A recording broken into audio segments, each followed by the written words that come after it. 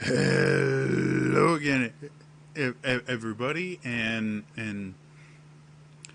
welcome to another exciting episode of Comprehensive D&D 5e Guides. This is my show that I've got to come up with a better name for, because that's a mouthful. But this is where I go in depth into Dungeons and Dragons 5th edition classes and talk about them from a mechanical aspect, from a role-playing aspect, really kind of a very in-depth how to play the class as it was designed to be played. My goal for these has always been to help players that have always wanted to play a class, or maybe have never played D&D at all, and just kind of give them that helping hand of, okay, well, this is how it was designed. Here are a few of the really important aspects of the class that really define its role in combat, its role in exploration, its role in role playing, and then you just give people the tools to play the class the way they want, but still be effective. So I'm still not doing super well. So this one is going to be a little shorter than most of mine. My most recent guide was on the Blood Hunter orders, and I just did the Blood Hunter orders that were in the original PDF that Matt Mercer released, and I mentioned I would do. He had an additional order that he created called the Order of the Lycan, and I mentioned I'd do that in a later video. Since I'm still not feeling, real great, I figured I would slowly ease my way in to back into these guides, and so I'm going to start with the Order of the Lycan.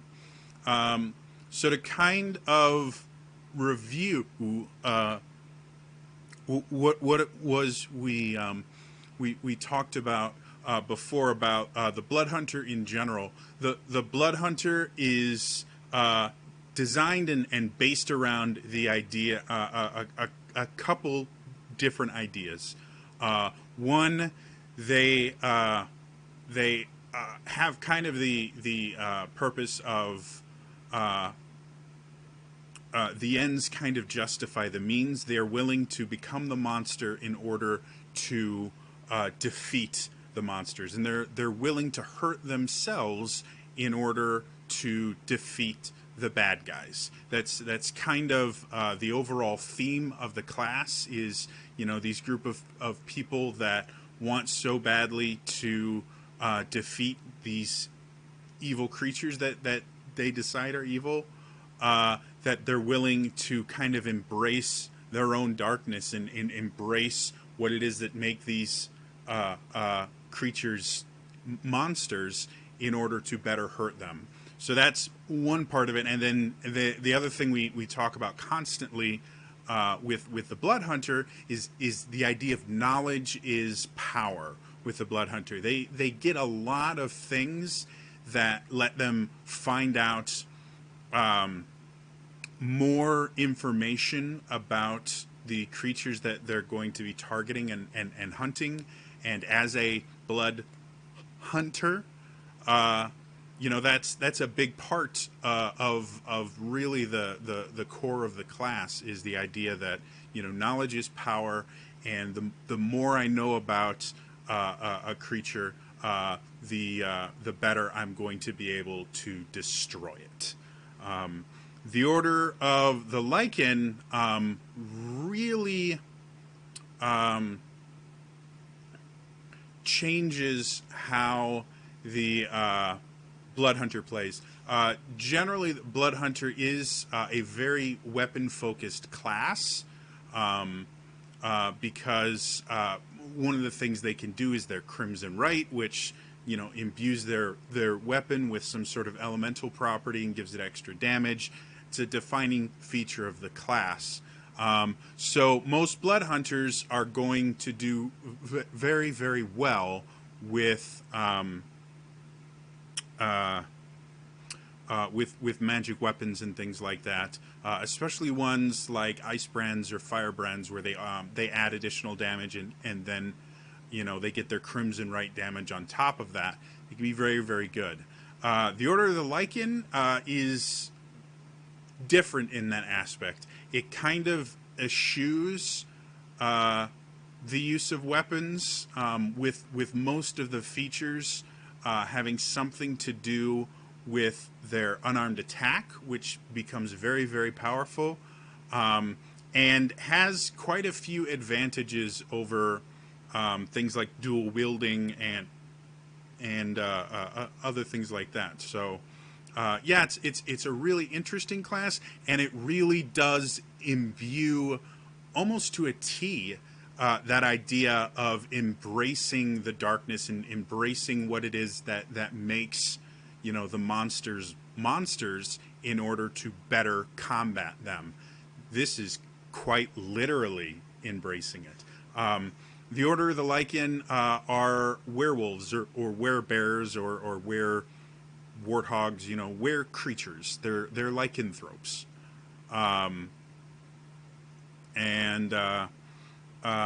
because of that, lycanthropes are actually an entire section in the monster manual is lycanthropes, and they've been a D&D monster for a while.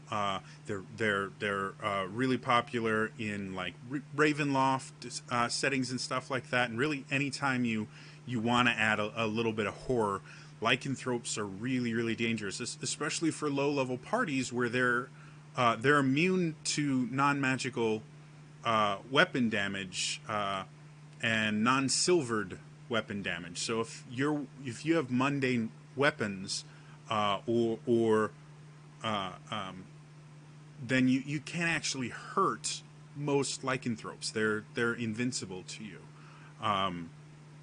So yeah, the Order of the Lycan actually goes through a process they call the taming,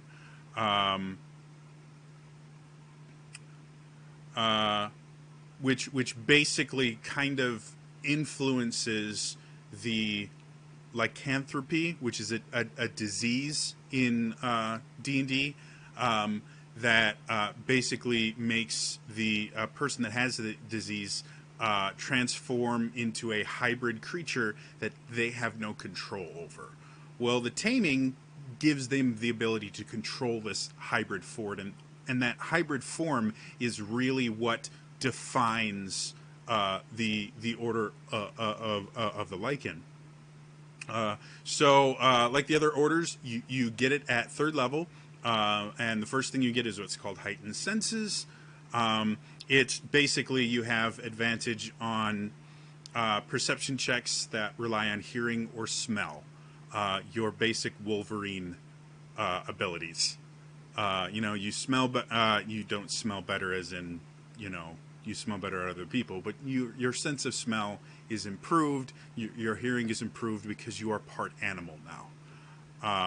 And again, really fits into the whole lycanthropy thing, and the most popular lycanthropes are werewolves, and wolves have very good senses of smell and very good hearing. So yeah, that's just a really useful thing, and it's something that I think a lot of players don't think about, and a lot of DMs don't think about, and it's one of the tips I give to DMs if they really want to create a more immersive world for their players to play in, is when you're describing a new area, describe what it smells like. As weird as that sounds, most people take their sense of smell for granted because it's always on. It's not like our sense of taste where we have to actively, be putting something in our mouth, or actively tasting something. We're constantly smelling everything, and we're constantly actually blinding ourselves to certain smells. You get used to certain smells that are always around you. That's why you can't generally smell your own scent. You're blinded to it. However, whenever anything changes, one of the first things a lot of people notice is the smell. They may not consciously think about it, but smell is a really powerful sense. Smell can take you back in time. It can be linked to memories and things like that. And so a lot of D&D players don't think to ask, what's it smell like? Smell can give you so much information.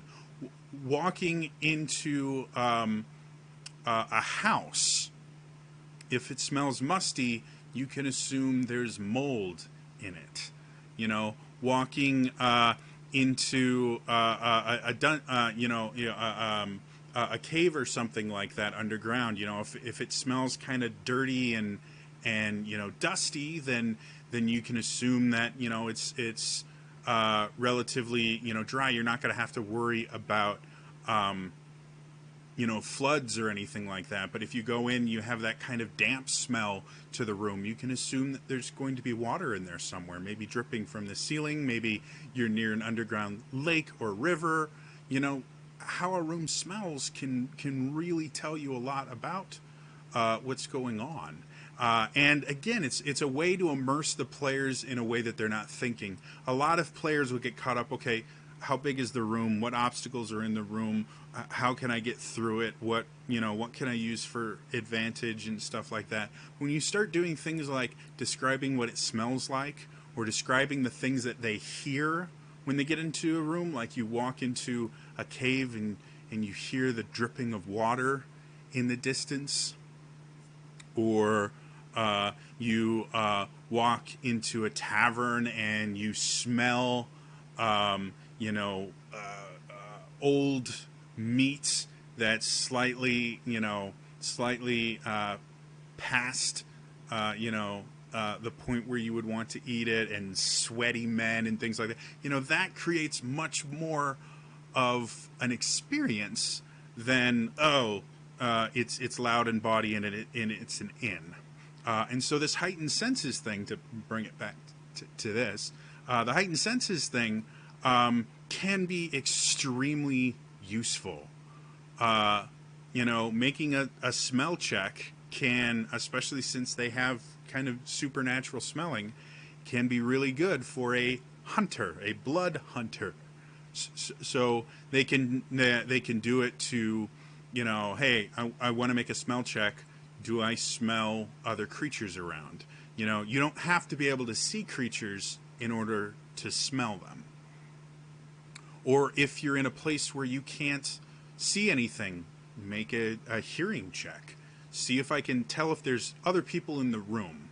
If you roll high enough, you might even be able to tell, a direction where someone is standing that might give you an edge in blinded combat or something like that. These are all things that a lot of people don't think about, but they're part of, experiencing the world. So yeah, really cool feature, much more useful than it sounds. Some people think that, hearing and smell, well, perception though is looking at things. So how would that? No, ask your DM to make a smell check sometime. Or listen through a door to eavesdrop on conversations and things like that. The second thing you get at third level is called hybrid transformation. This changes the entirety of how the Blood Hunter class works. The hybrid transformation, you turn into your were form. And a lot of things change. The basics of it, it takes an action to do it at first. That changes eventually. But it takes an action to do it. It lasts for 10 minutes. And you can use it twice per short or long rest. So it's something that you can actually use quite a bit. Like the average adventuring day per the DMG, you should be getting roughly into like 3 or 4 combats in an adventuring day. So you would really only need one short rest to be able to use this feature every single combat. Now, obviously, if you're going through a dungeon or something like that, you might have 6, 7, 8 combats in a day that are smaller but more frequent, just because you're going through different rooms and things like that. And because this lasts for 10 minutes, that means that this hybrid form might last through a couple different encounters. Again, 10 minutes is 60 turns. So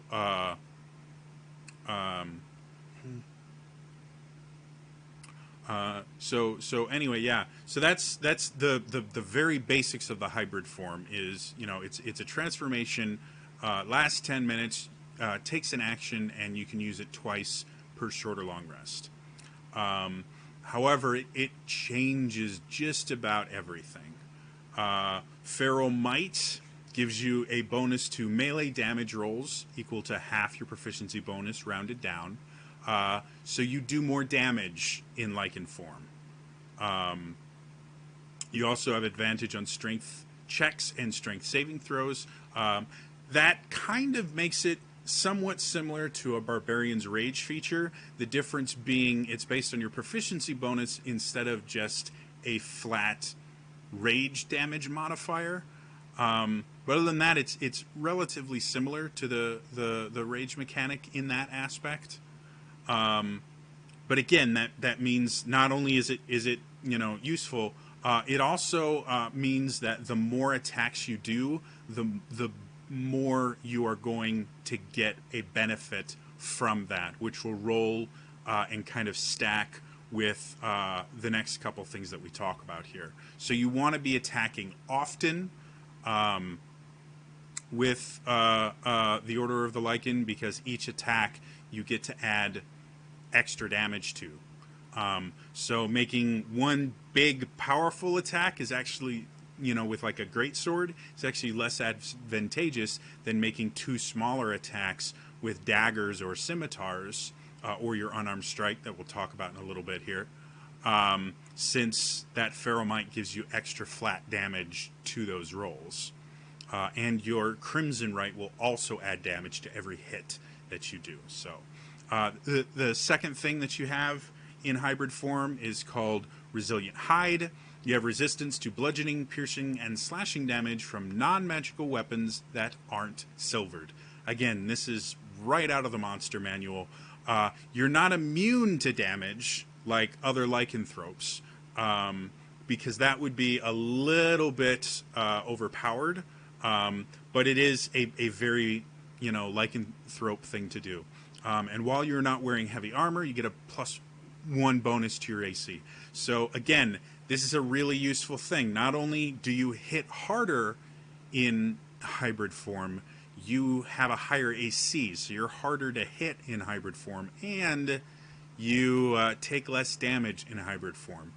Again, the hybrid form is kind of the key aspect of the Order of the Lycan. So you'll be spending a lot of time in combat in your hybrid form. The next thing you get is the kind of biggest change between the other Blood Hunter classes in this one. Excuse me. It's called Predatory Strikes. Your unarmed strikes are considered a single weapon in regards to your Crimson Right feature. That means you can activate your Crimson Right on both your claws for 1 Crimson Right. Unlike any other Blood Hunter, where if they wanted to dual wield, they would have to activate their Crimson Right twice, taking twice as much damage. So that is a huge benefit to the Blood Hunter, is that they can basically dual wield without having to write a second weapon, which frees up an additional bonus action and also, frees up a little bit of your hit points. So really useful there.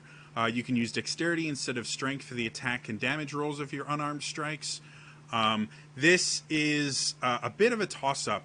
You can be a dexterity-based Order of the Lycan, or you can be a strength-based Order of the Lycan. There's nothing in the class that really limits you to being either strength or dex-based. This just gives you the option to go either way, which is, again, something that I consider good design. Good design in an RPG should increase choices without creating a clear better choice. Once you create a clear better choice, you're actually decreasing choices and you're forcing the player to play a certain way. So this lets both strength and dex-based Order of the Lycans exist and work pretty well. When you use the attack action with an unarmed strike, you can make another unarmed strike as a bonus action. So that basically, again, that's your dual wielding. But because of how it's phrased, that means that you don't need like the two-weapon fighting style in order to get your extra strength or dexterity damage on your, quote, offhand strike. You just get it. Which is very useful, and that means that the bonus action for the Order of the Lycan, we've talked about action economy for the Blood Hunter being very important because a lot of their blood maledicts either use reactions or bonus actions. With the Order of the Lycan, their bonus action is generally best used as another attack because, again, they're getting Crimson Right damage, they're getting extra damage from their hybrid form. So when you're choosing your blood maledicts, you're probably going to want to stick more to the reaction ones than you're going to want to do the bonus action ones because that bonus action is now becoming incredibly valuable to you. The other thing is your unarmed strike deal 1d6 slashing damage, and it gets bigger, a d8 at 11th level and a d10 at 18th level. It's similar to how the monk's unarmed strike works, it's just the progression is a little bit slower, whereas by 18th level a monk is doing, I can't remember if it's a d10 or a d12. I have my damn book right here. I can look it up. Monk starts with M. Yeah, it maxes out at D10, but they get D10 at level 17, and they get D8 at level 11. So it's actually very similar to the monk. As far as damage is concerned, the monk just gets that D10 a level early. And again, monks can do a lot of other things with their unarmed strike, and it's blunt instead of slashing. So,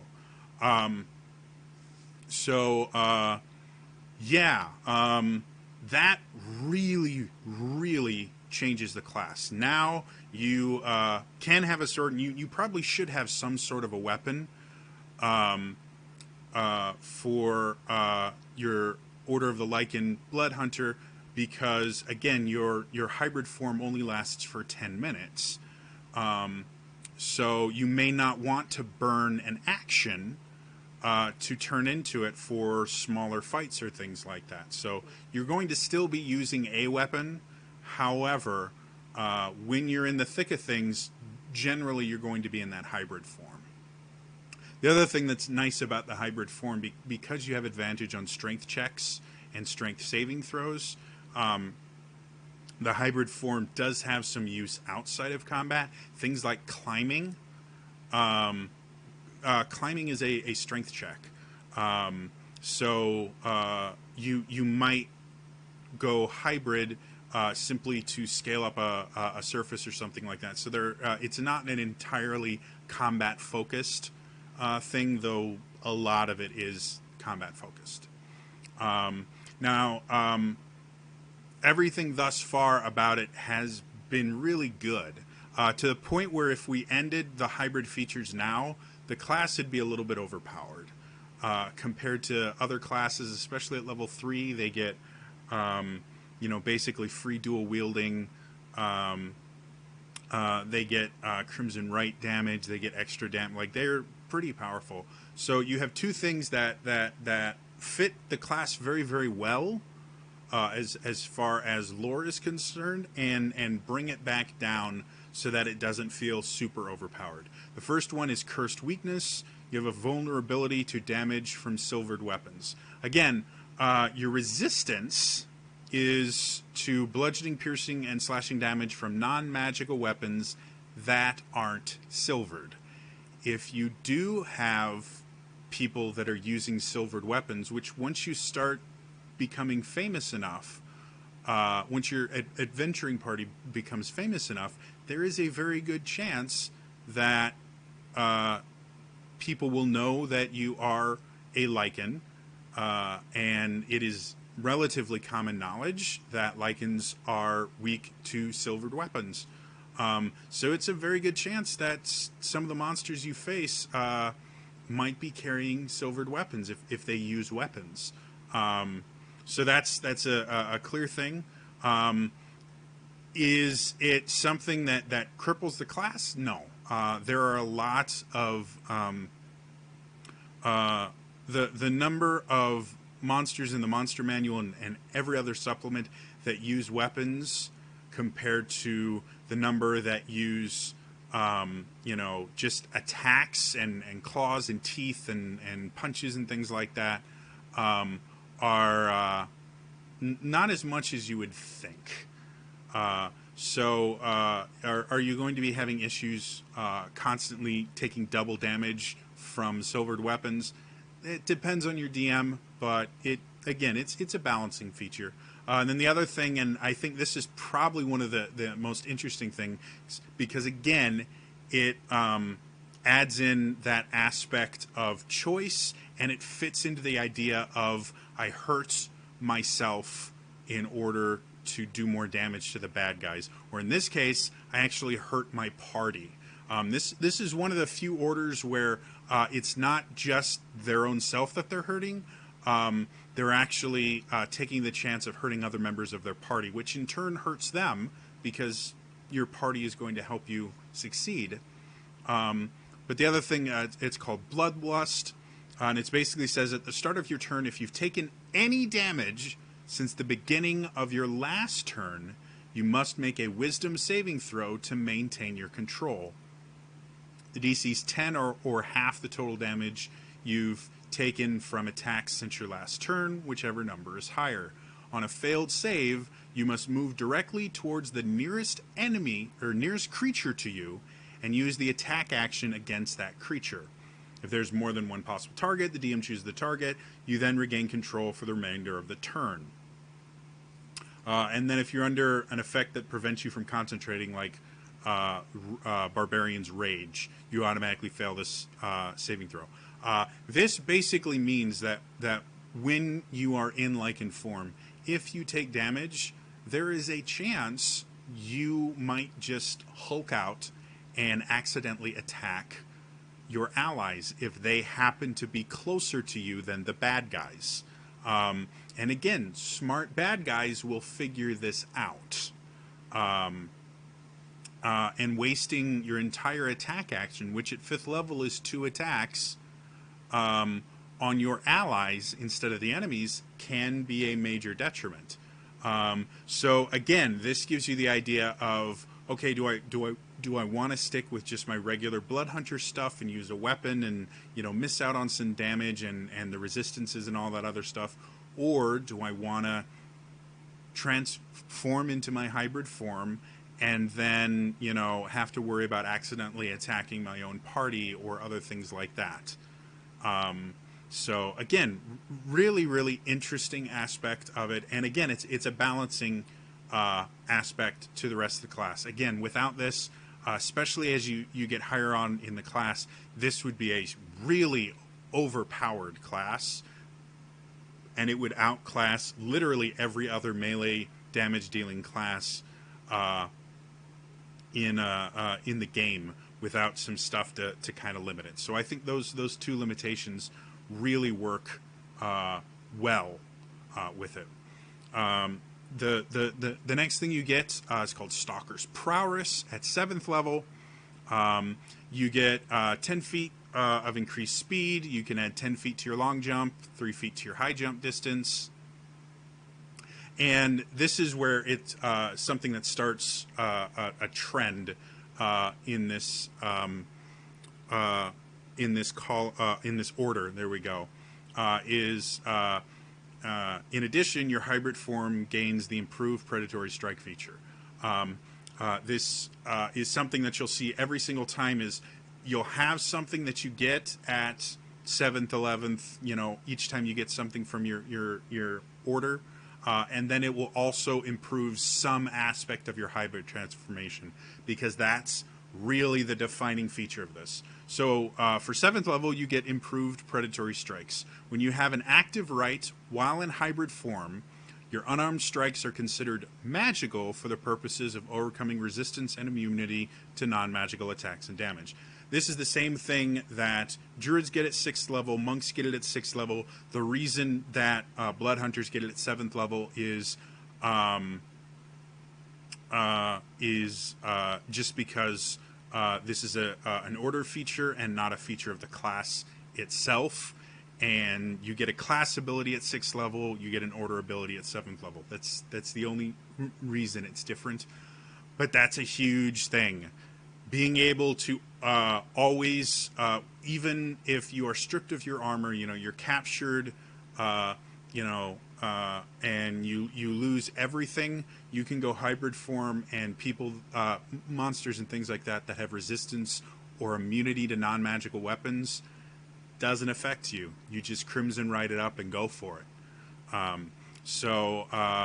it's actually a relatively common thing for a lot of different classes, because as you get higher level, you start seeing a lot more creatures that have that resistance. And because you won't be using magic weapons that often in hybrid form, it's just kind of how it works. 11th level, you get what's called Advanced Transformation.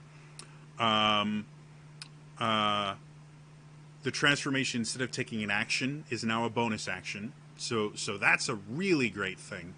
Burning your first action of combat, just transforming, is a really big deal. So a lot of times for Order of the Lycan, you want to try and prepare before combat starts.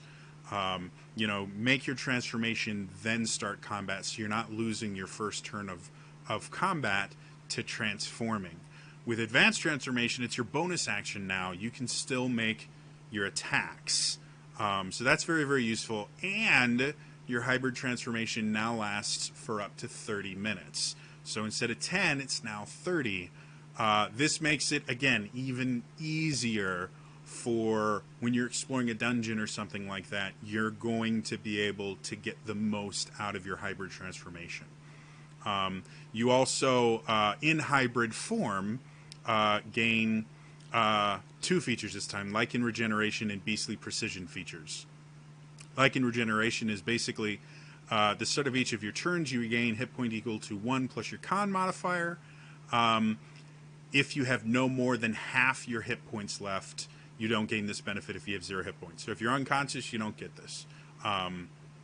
But if you have less than half your hit points, you get regeneration, which again is a very lycanthrope thing. A lot of lycanthropes in the monster manual have regeneration.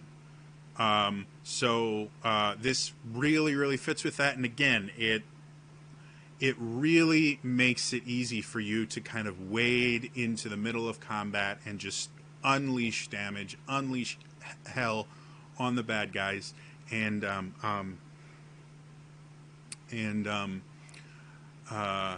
be able to recover from it. Is 1 plus your con modifier a ton of hit points? No. In general, you're only going to get like 3 or 4 hit points per round, but it's still healing. It's still useful. And if you don't take combat for a couple of rounds, that adds up.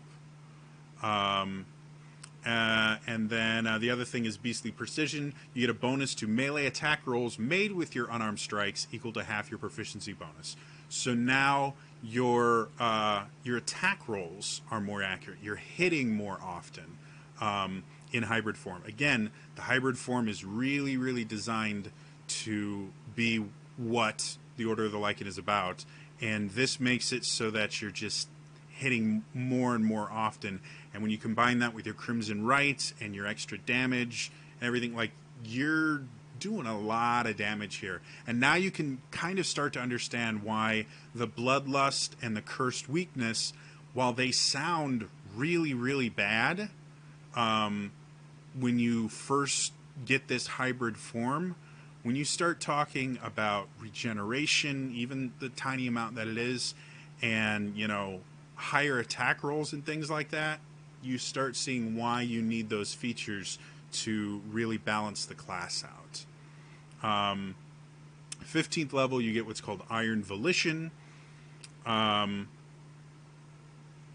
Basically, for that Bloodlust, you now make that Wisdom saving throw with advantage.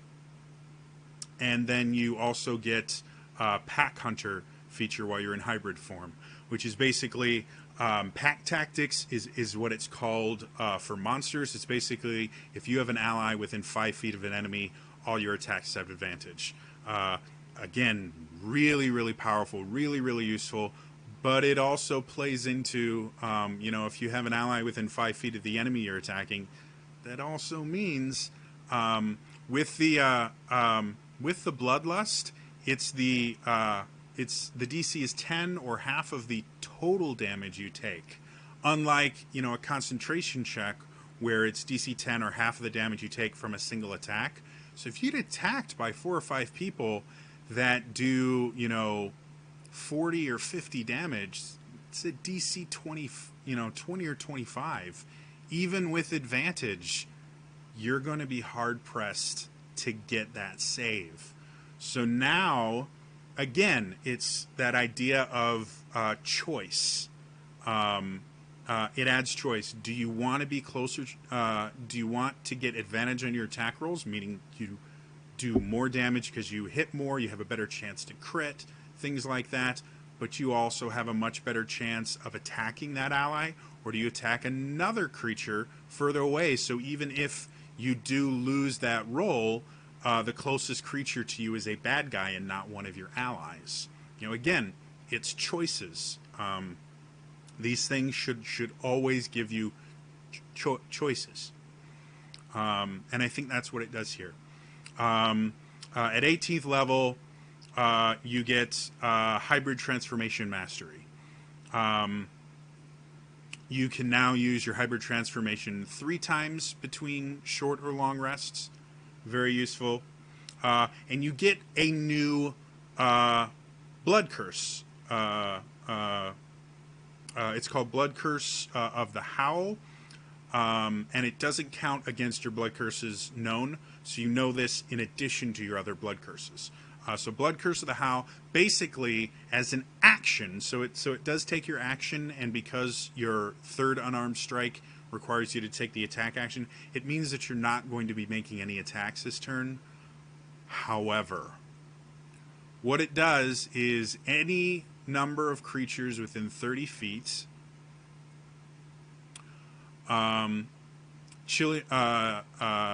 you howl at any number of creatures within 30 feet, chilling their blood and stunning them with fear. It forces them to make a wisdom save against your wisdom. The DC is by your wisdom modifier. So again, with blood hunters, you want that high wisdom score for your blood curses in general. If they fail it, they become frightened of you until the end of your next turn. Frightened means they can't move closer to you. Any attacks against you have disadvantage. It's a very, very useful thing. The other thing, if they fail by 5 or more, they're stunned until the end of your next turn instead. This is a really, really big deal. You can mass stun or mass mass fear a large group of enemies. Very, very useful.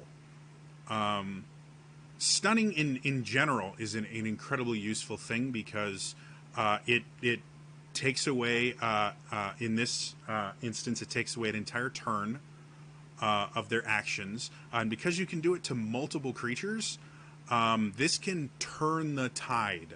So yeah, it costing an action totally makes sense. And even if they just become afraid of you, that can be a big deal because you can position yourself in ways that they can't move closer to you. So if you position yourself in between the squishy people and the bad guys, they can't come closer to you. Any melee attackers won't be able to get to them because they'll physically be incapable of doing that. They have to circle around and things like that. So, and then if they're attacking you, that disadvantage is very, very helpful. So very, very useful. And then again, that stun condition can change the entirety of combat. If you stun 3 or 4 people, your party, everybody gets advantage on attack rolls against them. They lose their turn. It ends any concentration effects they might have. So if you stun a mage who's concentrating on maybe a banish spell or a dominate person spell or something like that, you know, really, really bad stuff, or a hold person, you can stun them and they lose concentration. Stunning is an incredibly useful thing. Again, it's one of the things that make monks as useful as they are, is their ability to stun. Yeah, it takes them missing the saving throw by 5 or more. Yeah, incredibly useful. And then if you amplify the curse, it can target any number of creatures within 60 feet. So really, with the amplification, you basically can target all the bad guys if you want. Now, the only thing that is really unclear here is it says, as an action, you can howl at any number of creatures within 30 feet. It doesn't say any number of creatures of your choice. So depending on how the DM rules, he could say, okay, well, it's any number of creatures closest to you. So, you know, if you want to do 4 creatures, it's going to be the 4 closest creatures to you, meaning you might affect your allies with it. I personally don't think that was the way it was written, because again, blood maledicts are already a limited thing that you can only do a couple of times per long rest, if I remember correctly. I have the damn thing open. I can look at them. Blood curse.